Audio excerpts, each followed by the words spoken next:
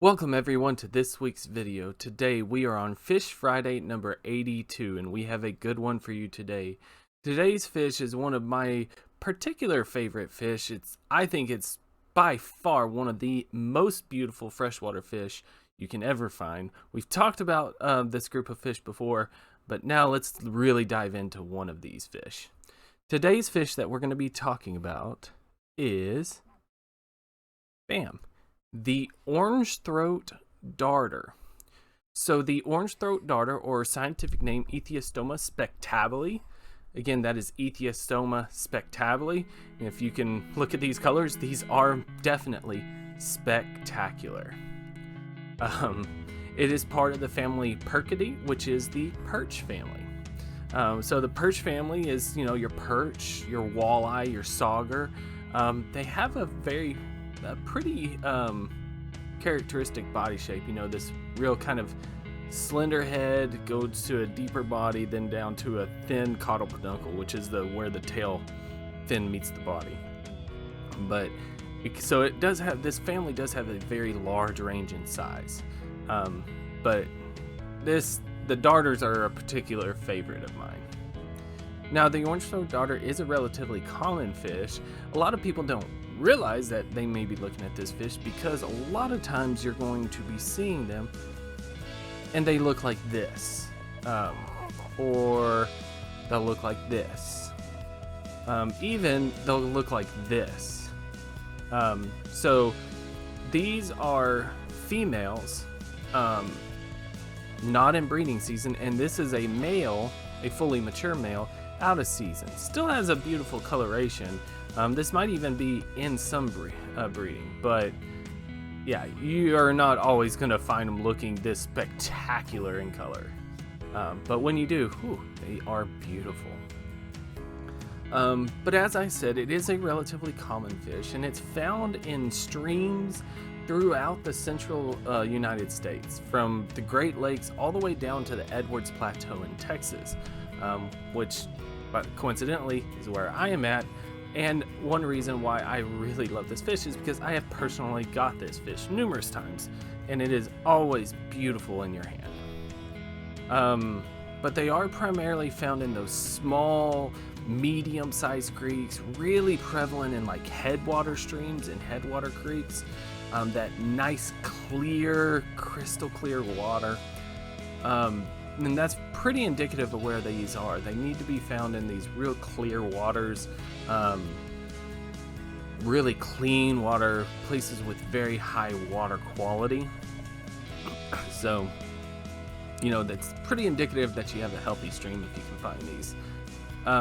In terms of substrate that you can find these on, they're primarily found on sand, gravel, some rubble. They'll find on bedrock, really kind of any sort of substrate. But the important thing is that you must have riffles in that system. Riffles are the parts of the river that are very shallow and moving very rapidly over rocks. Think, how in the movies you see the whitewater rapids. Well, that's just basically like riffles in a very large scale. But if you do have an experience with a stream, if you know how you're like kayaking or walking a river, and there's usually a very, very shallow part that's like just going over these rocks and just kind of trickling through the rocks or going right over the rocks, that's what a riffle is, and that's where these things really seem to thrive. That's also important because that's actually where they lay their eggs. Their eggs are actually laid in the gravels of the riffles. It's very, very important for them. Now, they are a small fish. These are not a very large fish, if you cannot tell by this picture or from the picture of this in the hand, this one in someone's hand. This fish is pretty small. It averages like just over 2.5 inches. Kind of your max is about 3 inches, which is about 7.5 centimeters in length. So it's not very big. It is a very slender fish. It's kind of hard to tell. It's a little easier to tell here, but it's not very thick, but it is pretty thick for a darter. Most of your other darters are a little slimmer and don't have quite as deep a body. and by deep of body, I mean going from here to here. A lot of your other darters are a lot more slender and streamlined. The Orangethroat's kind of stout for a darter. They have this large, blunt, triangular head. Really, I mean, it's kind of hard. They got this terminal mouth. Looks like a kind of a little bit of a pug nose. So they do have these large eyes. These eyes are pretty important for them because they are using their eyes to search for their prey. Sorry, I am holding a baby right now, which makes things a little more challenging. Just as the case in all of the perch family, the Percides, it does have two very well separated dorsal fins. Both of them are very fan shaped. You can see here. And the very front of the front dorsal is actually full of spines, 10 to 11, sometimes 9, sometimes 12 spines. So this front dorsal is just completely in spines. And when I say spines, I'm not talking about like catfish spines. I'm talking about like fin ray spines. So they're not, you know, they can stick you, but they're not gonna absolutely gore you. But then they have this singular anal fin, and this anal fin actually has a spine as well. They are not related to any of the chubfish at all, Xerxes. These are only in the perch family. But the tail fin is pretty small as well.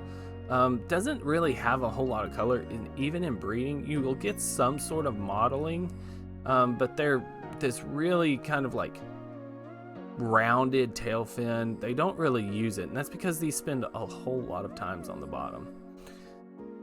If you couldn't tell, they do have this primary kind of yellow olive color as their base color, and then they have these sort of saddles. You can tell here they're not very distinctive, but you can see right here that's what's called a saddle, and they'll have like 6 to 11 of these.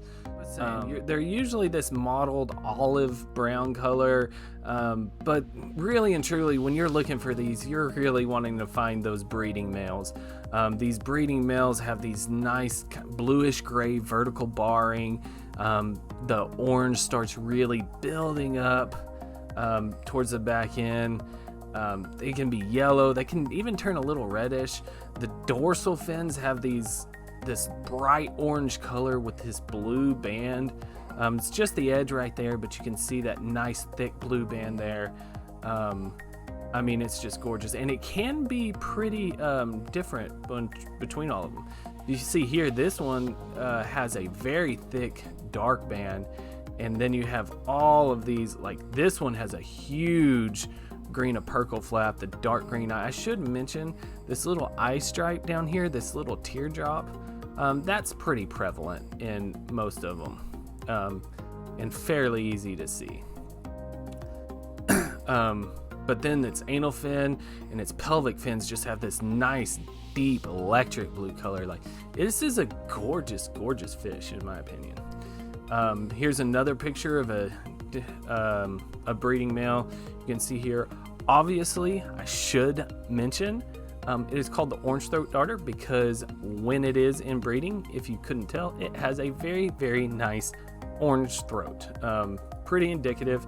One of the most common species this can be confused with is the green throat darter. The green throat darter has green throats. So there you go. There's other ways to tell, but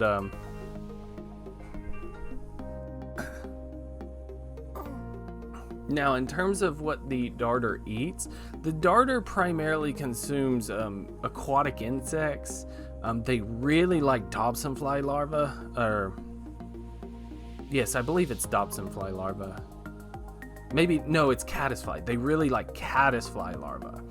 They really, really like the caddisfly larvae, but they'll go after all that, and they will eat other fish eggs as well. They're a pretty voracious predator. If you've ever caught any of the perch family, which yellow perch, walleye, sauger, zander, they can be pretty aggressive.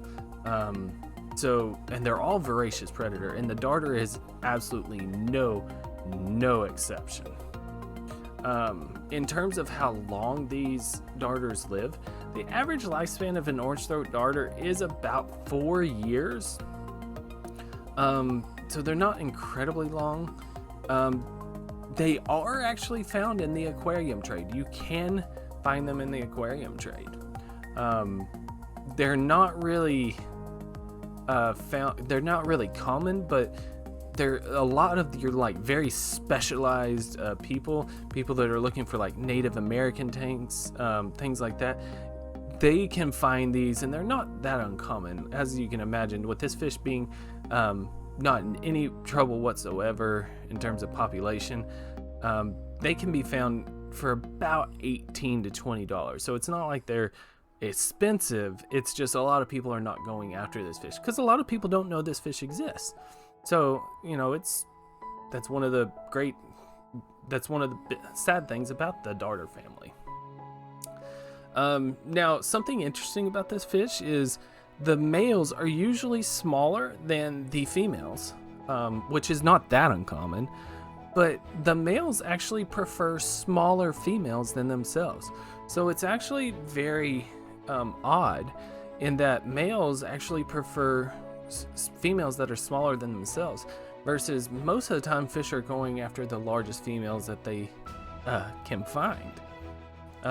One of the reasons for this is actually due to the sex ratio of the populations of this species.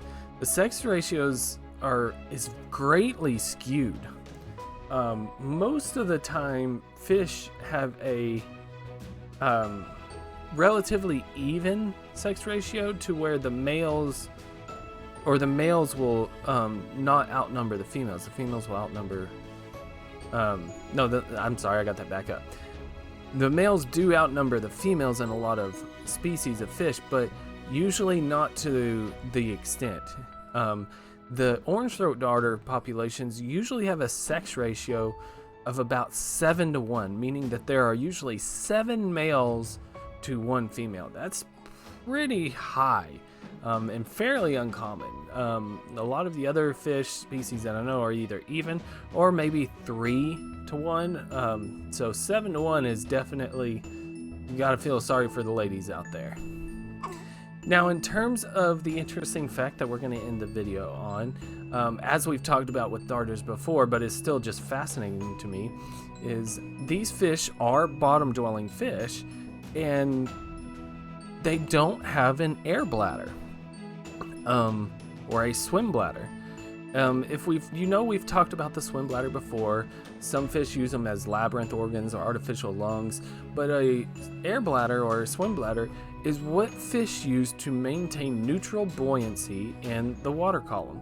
That is why fish don't expend a lot of energy just swimming around, and why fish can look like they're just floating at a particular level in the water. What they do is they're actually there's a certain amount of air in that organ that they either blow out or they bring in air, and that allows them to just maintain that. Well, the darters don't actually have that. That is what helps them stay on the bottom, and why they can bury themselves in the gravel of those riffles fairly easily. They don't have any air that are pushing them up from the bottom, which to me is still just incredibly fascinating. I should also mention, if you want to laugh at Ping, the very first time I found out about darters, I was like, oh my goodness, they're so cool. I'm going to go catch them. I'm going to go snorkeling and try and catch them by hand. Well, so I was snorkeling, trying to catch gold striped darters, Ethiostoma parvipinna. And there's plenty of them. I can see them everywhere. I'm like, okay, I'm just going to reach over and grab them. They don't have a swim bladder. They're on the bottom. And most of the time when fish live on the bottom, they're not very fast moving. Holy cow, was I wrong. They are very aptly named, which does show how little I was thinking by then. You would think that something named a darter would actually be quick, and sure enough they are. They move in very fast, jerky movements, and then they settle. So it's almost like quick sprints, like boop, they disappear, and then they'll just like kind of float and land on a rock or something. And then if they get stuck, boop, just dart.